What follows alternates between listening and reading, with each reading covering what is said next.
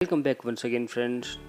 तो सबसे पहले मैं सॉरी बोलता हूँ क्योंकि जो मेरा जो माइक है, हेलमेट माइक, वो पता नहीं क्यों इतना बैकग्राउंड नॉइज़ लेता है कि उससे जो मैं बोल रहा हूँ वो क्लियर ही नहीं आ रहा था। सो मेरा जो वॉइस है, और मैंने ये पहली वीडियो जो एक और वीडियो जो मैंने सेटअप बनाया उसमें भी मैंने देखा था कि माइक की मेरी जो वॉइस है वो इतनी नहीं आ पाती जितना इससे ज़्यादा मेरा बैकग्राउंड नॉइज़ आता है। तो कोई अगर मुझे सजेस्ट कर सकता है, मेरे पास है बोया BY-M1 माइक जो मैंने हेलमेट में अंदर फिट कर रखा है। मैं ऐसे कैसे अपनी वॉइस को ठीक कर सकता हूँ?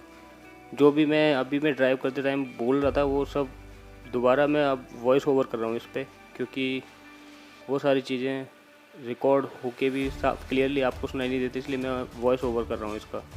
तो सबसे पहले मैं इसके बारे में आज अभी जो मैंने बाइक निकाली, एक सबसे अच्छी खासियत मुझे लगी इस बाइक की कि अभी मुझे 1 साल से ज़्यादा टाइम हो गया इस बाइक को लिए हुए, लेकिन आज तक इसमें मैंने कभी हवा चेक करवाई है कई बार, क्योंकि मुझे लगता था कि हवा, ये जो एयर प्रेशर है टायर्स का, वो चेक कराते रहो तो वो ठीक ही निकलती थी, हमेशा कभी कम नहीं लगी। बट आज जब मैंने बाइक उठाई तो जो रियर टायर है उसमें मुझे हवा थोड़ी कम लग रही है, वो चेक कराऊंगा। मुझे लग रहा है शायद पंचर ही निकलेगा, क्योंकि आज तक इसमें हवा कभी कम नहीं हुई। तो आज मैं बात करूंगा इसकी जो सबसे बड़ी अच्छी खासियत है इस बाइक की, पावर। इसमें बहुत अच्छा पावर है बाइक में। कभी भी किसी को ओवरटेक करा हो तो एक आप पलक झपकते ही ओवरटेक कर जाती है, इतनी अच्छी पावर है। तो अगर इसके माइलेज के बारे में बात करूं तो माइलेज वही 20-21 का ही देती है, 19-20-21 का। और इसकी पावर को देखते हुए काफ़ी अच्छा माइलेज है। कहीं अगर आपको पावर चाहिए तो आपको माइलेज से कम्प्रोमाइज़ करना पड़ेगा। ये तो हो गया इसका प्लस पॉइंट, जो पावर जो मैंने बताई इसकी, इसमें जो इंजन का परफॉर्मेंस है काफ़ी अच्छा है।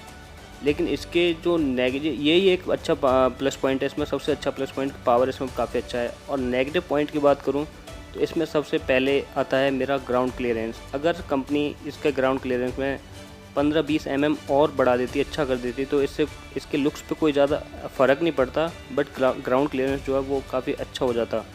तो इस पे कंपनी को थोड़ा ध्यान देना चाहिए। मेरी बाइक ऑलमोस्ट जो थोड़ा सा बड़ा ब्रेकर होता है उस पर लगती है नीचे से, हमेशा ही लगी है। और मैं बड़े ध्यान से आराम से निकालता हूँ हर एक ब्रेकर पे, क्योंकि मुझे पता है, अगर मुझे नॉलेज है कि इस ब्रेकर पे लगेगी तो मैं बिल्कुल रुक के आराम से निकालता हूँ। तो ये इसका सबसे वीक पॉइंट है एक। और सेकंड नंबर पे है इसका हीट मैनेजमेंट इंजन का। जो इसका इंजन है इतनी ज़्यादा हीट प्रोड्यूस करता है कि पैर, अगर आप 5-7 किलोमीटर चला दोगे तो इसके बाद पैर इतनी बुरी तरह जलेंगे। आपको बूट्स पहनने पड़ेंगे, आपको पैंट्स अच्छे वाले पहनने पड़ेंगे, वरना ये आपको पैरों को जला देगी। अगर ट्रैफिक जाम में रेड लाइट पर अगर आप खड़े हो जाते हो तो पैरों को ऐसे लगता है जैसे आग निकल रही है इसमें से। तो अगर एक और बात इसके बारे में शेयर करूँगा, इसकी जावा की ओरिजिनलिटी के बारे में। जो ये बोलते हैं कि जावा का ओरिजिनल इंजन है, तो मैं आपको, वैसे सभी को पता होगा इसके बारे में, लेकिन मैं आपको बताना चाहूँगा कि ये जावा 1939 की जो इन्होंने ब्रांडिंग लगा रखी है इंजन पे कि ये ओरिजिनल है, बट ये ओरिजिनल नहीं है। इसको जो मैन्युफैक्चर किया जा रहा है वो इंडिया में डिज़ाइन किया जा रहा है, वो भी इंडिया में, सारा कुछ इंडिया में हो रहा है। और जो R&D हो रहा है सारा कुछ इंडिया में हो रहा है। तो जो ओरिजिनल जावा का इंजन है वो इसमें नहीं है, बट हाँ काफ़ी रिफाइंड इंजन है, काफ़ी स्मूथ है। वाइब्रेशन इतने ज़्यादा नहीं है, 100+ स्पीड पे भी मैंने चला के देखा है तो इतने ज़्यादा वाइब्रेशन इस इंजन में नहीं है। मुझे 1 साल से ज़्यादा हो गया इस बाइक को लिए हुए, और मैं अब तक 3 सर्विस इसकी करा चुका हूँ और इसे 7,000 किलोमीटर चला चुका हूँ। फर्स्ट सर्विस हुई थी मेरी 1900 रुपये की, सेकंड सर्विस हुई थी मेरी 2300 रुपये की, और थर्ड सर्विस हुई है मेरी 4200 रुपये की। तो वो सारी डिटेल्स मैंने एक अलग वीडियो बनाई है, उसे आप चेकआउट कर सकते हैं मेरे चैनल पे। मैंने पूरी डिटेल्ड वीडियो बनाई है सर्विस के बारे में कि क्या क्या होता है सर्विस में, कैसे होती है, सारी वीडियो है, तो आप उसे चेकआउट कर सकते हैं, वो चैनल पे है मेरे पास।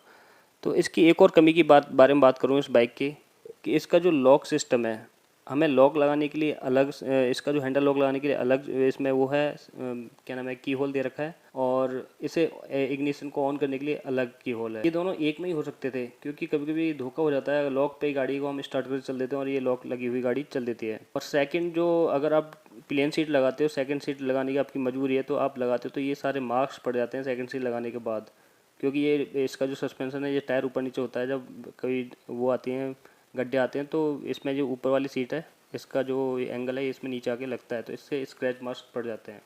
वैसे मैं रिकमेंड करूँगा कि आप सिंगल सीट में इसे चलाएं, क्योंकि इसका लुक सिंगल सीट में ही आता है। और एक और कमी के बारे में बात करें तो इसके इंडिकेटर्स, ये काफ़ी हार्ड प्लास्टिक के इंडिकेटर्स हैं। अगर आपका थोड़ा भी घोंटू लग जाए और सबसे पहले कोई ओवरटेक भी करता है इसी इंडिकेटर में मारता है, और ये सबसे पहले टूटते हैं। हाँ यही है। तो अभी तक की हिस्ट्री में पहली बार मेरे साथ इस बाइक में पंचर हुआ है। जैसे मैंने आपको बताया था कि बाइक में हवा कम लग रही थी, वो इसमें ये कील जो है, लोहे की कील है, पता नहीं कैसे ये इसमें घुस गई है और उसकी वजह से इसमें पंचर हो गया है। तो ये पहला चांस है कि इसमें हवा डलवाने की ज़रूरत पड़ रही है। हवा क्या, सीधा पंचर ही हुआ है एक साल 2 महीने बाद। तो जावा की बात करें तो जावा को इंडिया में 2 ब्रदर्स लाए थे, जिनका नाम था फ़ारूक ईरानी और रुस्तम ईरानी। ये दोनों पर्शियन ब्रदर्स थे जो इंडिया में इसको इंट्रोड्यूस कराया जिन्होंने, और वो ऑथराइज्ड इंपोर्टर थे। ये जो जावा ब्रांड है, ये चेक रिपब्लिक यूरोपियन कंपनी है, तो इसको इंपोर्ट कराते थे और 1970 तक ये जावा को इंपोर्ट कराते थे। उसके बाद इन्होंने खुद की मैन्युफैक्चरिंग स्टार्ट कर दी और अपना खुद का ब्रांड बना लिया यजदी नाम से। इनकी कंपनी का नाम था आइडियल जावा, क्योंकि एक जगह है ईरान में जो पर्शिया था उस टाइम पे, याजाद करके एक जगह है, तो वहाँ के लोगों को यजदी बोलते थे, तो उन्होंने इसी नाम पे अपनी बाइक का नाम यजदी रखा। तो 1995 तक काफ़ी अच्छी चली। उसके बाद ये कंपनी जो बैंकरप्सी में पहुँच गई और ये कंपनी शट डाउन हो गई। इसके बाद इसको रीलॉन्च किया जा रहा है और इसके जो ऑनर हैं, जो अभी आप देखते होंगे, जो बाइक निकलती हैं जावा की, क्लासिक लीजेंड्स प्राइवेट लिमिटेड के नाम से निकलती हैं।